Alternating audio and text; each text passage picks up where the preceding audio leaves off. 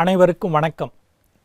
VIT Chennai வழங்கும் வாழ்வியல் வழிகாட்டி தொடரில் இன்று வாழ்க்கை பாடம்.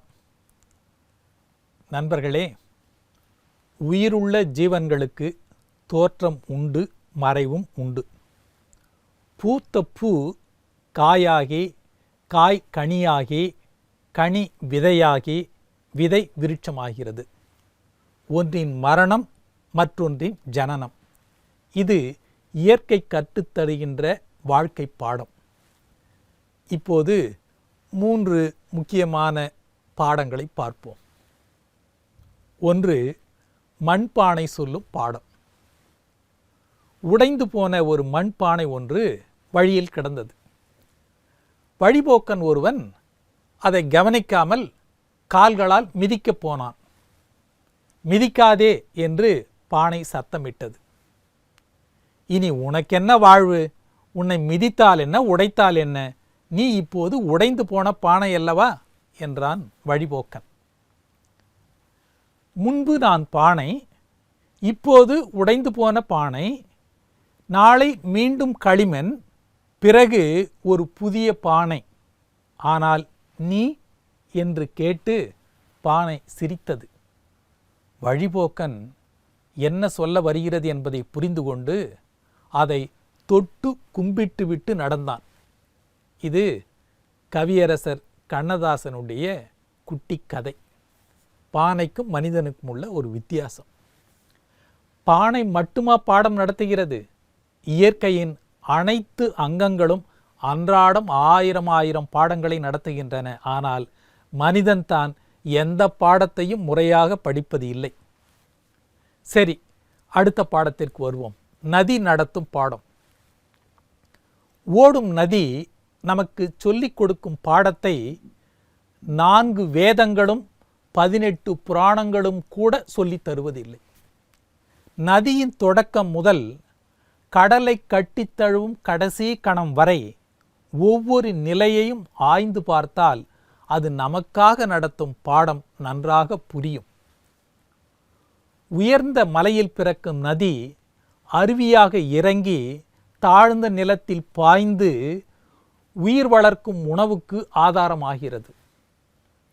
எல்லா உயிர்களுக்கும் நானே ஆதாரம் என்று அது எந்த ஆணவமும் கொள்ளாமல் கடமையை செய்யும் ஒரு சாதாரண கர்ம யோகியாக தன் போக்கில் தளராமல் நடக்கிறது.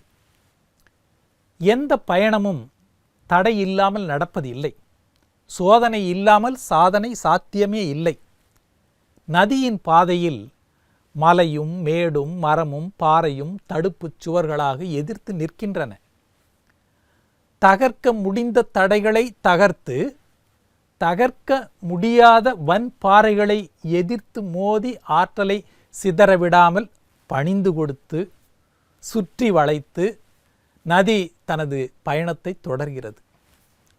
தடைகளை கண்டு கலங்கி நின்று செய்வதறியாமல் வந்த வழியில் திரும்ப நினைக்கும் நதி எங்குமே இல்லை.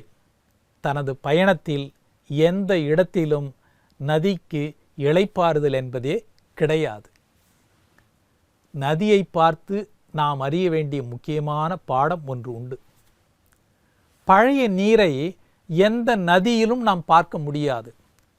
கரையில் நின்று நாம் பார்க்கும் நீர் என்பது வேறு, நதியில் குளிக்கும்போது வந்து தழுவும் நீர் என்பது வேறு, குளத்து கரையேறிய பிறகு நாம் காணுகின்ற நீர் வேறு. மனித வாழ்க்கையும் அப்படித்தான். ஒவ்வொரு நொடி பொழுதும் புதிது. சென்றது இனி மீளாது என்பான் மகாகவி பாரதி. சரி, நிறைவாக மகாபாரதம் போதிக்கும் ஒரு பாடத்திற்கு வருவோம். மகாபாரதத்தில் ஒரு காட்சி. திண்ணையில் அமர்ந்திருந்த தர்மனிடம் பிச்சைக்காரன் ஒருவன் வந்து பிச்சை கேட்டான்.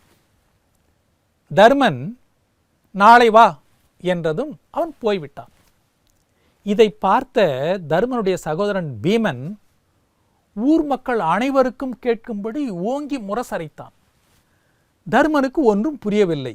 ஏன் இப்படி செய்கிறாய் என்று பீமனை பார்த்து கேட்டான் தர்மன். என் தமையன் தர்மன் காலத்தை வென்று விட்டான் என்று ஊர் மக்களுக்கு உரத்த குரலில் சொல்லப் போகிறேன் என்றான் பீமன். காலத்தை வென்றதாக நான் எப்போது சொன்னேன் என்று ஆச்சரியத்துடன் கேட்டான் தருமன். அண்ணா, நீதானே பிச்சைக்காரனை நாளை வரை சொன்னாய். நாளை நீ நிச்சயமாக இருப்பாயா? அந்த பிச்சைக்காரனும் நாளை உயிரோடு உன்னை சந்திப்பானா? நீ காலத்தை வென்றுவிட்டாய். எனவேதான் அவ்வளவு நிச்சயமாக அந்த பிச்சைக்காரனை நாளை வரச் சொன்னாய். காலத்தை வென்ற உனது சாதனை சாதாரணமானதா என்றான் பீமன். தருமன் திகைத்தான். தம்பி, நான் தவறு செய்துவிட்டேன். அந்த பிச்சைக்காரனை உடனே அழைத்து வா, ஏதாவது கொடுத்து அனுப்புகிறேன். நாளை என்ன நடக்கும் என்று யார் அறிவார் என்றான். மகாபாரதம் வெறும் கதை அன்று. அது வாழ்க்கை உண்மைகளை உணர்த்தும் கால பெட்டகம்.